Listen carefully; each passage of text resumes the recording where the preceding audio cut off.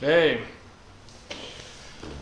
Well, I just told Google what my phone number is, and Christopher was very adamant that I don't do that. So that's gonna bum him out if I tell him. I feel kind of shitty about it.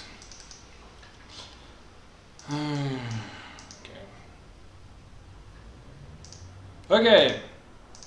Next lady for a shave. What do we got here? Okay, so.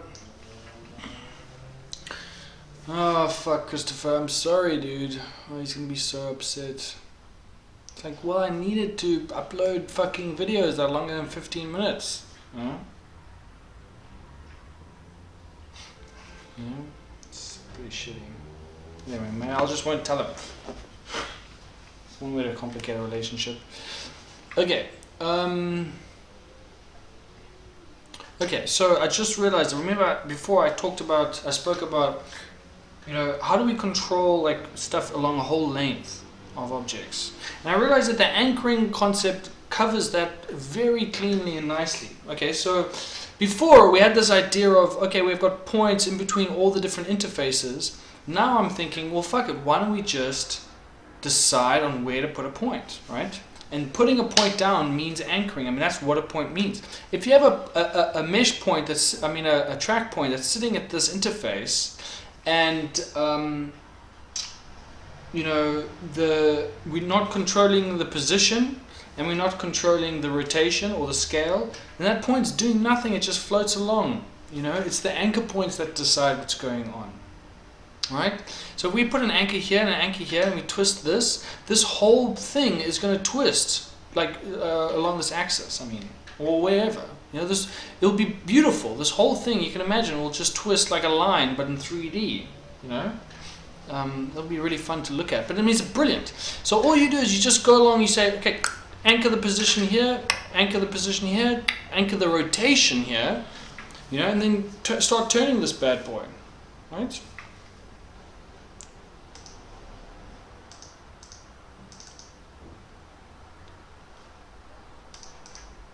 As an example, this thing could keep going, and we just anchor this guy here and anchor this guy, rotate this, so this thing will twist, and then it will stop here, and then carry on straight. Right? Personally, I think this is fucking awesome. Okay, so yeah. So, where can you put an anchor point down? It's like, well, let's just make it so that if you press shift or whatever, or the right thing, you want to anchor something down. Maybe shift control anchors the rotation, shift alt, creates an anchor point for blah blah blah. So you just mouse over, so you can put a point here, here, here, or one here, here, here. These are the only ones for any kind of block. These are the blocks all stuck together, but like you obviously want to maybe anchor the kind of corners of the block. Maybe you want to anchor the center of this side, blah blah blah. Right? So what happens in 3D, I almost forgot about Chris. Okay, in 3D is that you can anchor, everything is going to be a cube. All of our meshes is going to be some kind of block, right? Presumably. I haven't really thought much past that. But it's going to be a block, and you're going to be able to want to decide if you're going to anchor any of these points inside of it. And that's it, basically. Right? For every single block, you can say you can anchor down a point on one of these points on the block, and that's the only thing we need to define, right? So we don't have this concept of mesh points kind of floating in space, right? Track points. The track points are part of the fucking block, right? And it's just anchoring points that we choose for each one.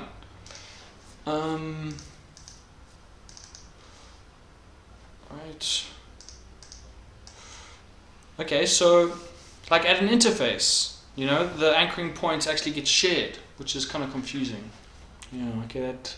So it's not per block, but that is confusing.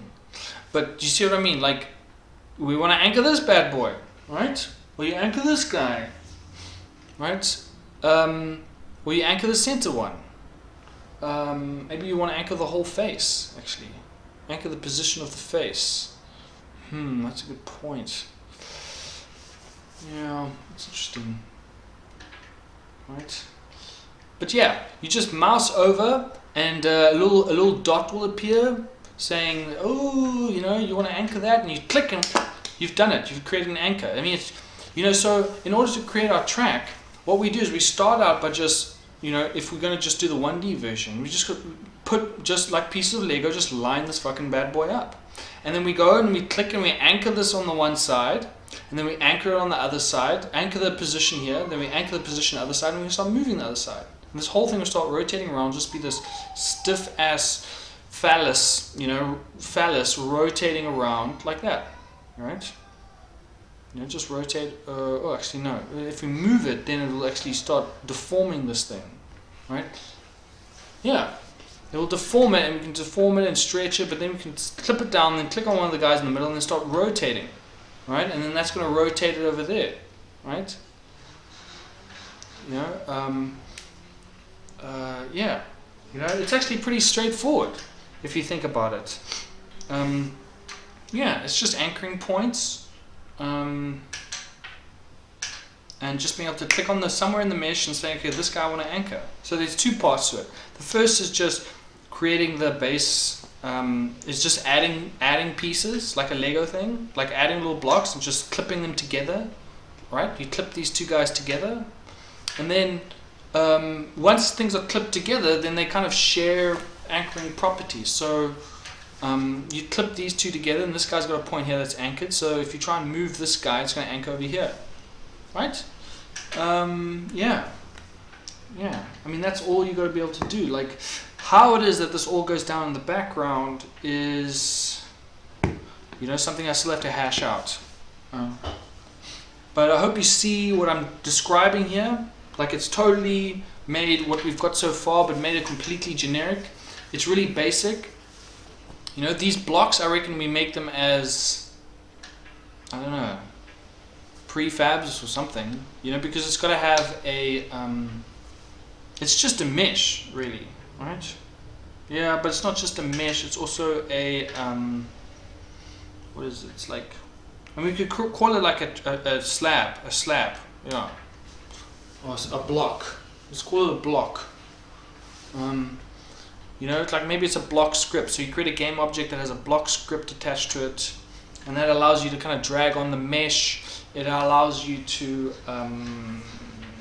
you know, maybe it's a prefab with a specific mesh. It has to define like where this face is, you know, like, you know, how's the interface going to look for us snapping these things together, right? Maybe what you do is you click on a face of one of these guys, you click on the face, and then you say add block, right? So you can click on the block, you can delete the block, and that will literally move it out and then snap the two adjacent ones together. Maybe you can insert a block. You want to insert a block here, you know? You want to insert a, you know, a piece of gravel or gravel track or whatever, you know, yeah, inserting a block. Yeah, it's pretty straightforward actually. So on any face you can click and insert, and then any block itself you can delete. You can copy the block, you know, you click and you control something, and then it just makes two of them. You can keep doing that. You can just keep stretching it out. What else? Yeah, so that's just adding blocks. So it's just, you click on the, when you click on the block, when you click on a block, so the block itself lets you click on it, highlight it, click on a highlight, and click on a face. Lets you click on, highlight any of these anchoring points, click on it, decide to anchor the position, the rotation, the scale. Yeah, any block you can just change the block up if you want. You can change the mesh. You can decide whether or not it's physics. Got a physics component. Actually, each block should have a physics and a visual component, right? I mean, every block should have that. Every block should have a mesh for the physical draw and a mesh for the physics draw. I mean, why would we want neither? Why would we not need one of them? Of course, every one of these things is going to be visual. It's going to be on screen, and of course we're going to, there might be an impact unless we're just drawing something in the sky. I mean, this is something that might have impact. So every single block has a visual mesh, and every single block has a physics mesh. Correct me if I'm wrong, but I think that makes sense, right? I mean, I think we can implement this entire thing with one script, right? A block script. We'll just call it, I don't know, a block. Fucking block. Lego. Maybe we can come up with some Latin name that means pieces. Look up where Lego comes from and see if we can find something in that origin that we can use. Just one word. I mean, this one concept, it's a block. You snap them together and you can twist the little bits. That's it, right? And that's what we've done so far, right? Right? I mean, you're now working on something else, which is the physics. Yeah, but which is cool. I mean, you go crazy, like, this, yeah, just keep, making these fucking blocks, man, fucking blocks. I think the blocks are gonna get more intelligent, but it's just a block. It's like the grey goo. I don't know if you know that story. The grey goo. I think I can't remember which.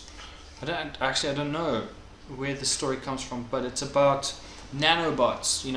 Each little block here knows about other blocks, and they connect, and they can kind of talk to each other and kind of build each other up into these like machines. And the story of the grey goo is what happens when these blocks can kind of assemble themselves together and start doing things like not just assembling themselves together, but actually like creating energy and